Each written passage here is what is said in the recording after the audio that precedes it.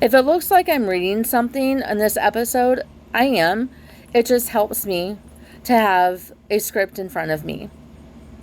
7 years ago, I shared my story with the world for the very first time.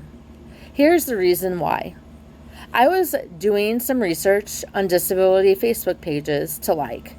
I came across a blog site called The Mighty for people with disabilities to share their stories.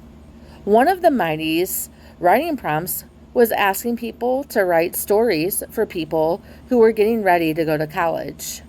I then decided to write my story to share with others in hopes that maybe someone could relate to it.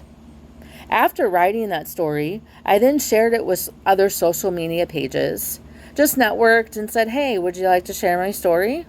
Sure enough, they said, "Sure, we'll share it." After sharing my story on social media, I decided to continue sharing my story since a lot of people enjoyed hearing it. I'm currently writing a book about my life story, and I hope to do more motivational speaking in the future. This past year, I've given 5 presentations, and I've been featured on 3 podcasts, and more to come. My first question for you is, how many of you can relate to my story or know someone who can relate to it? My second question is, what is something about my story that is a big takeaway for you?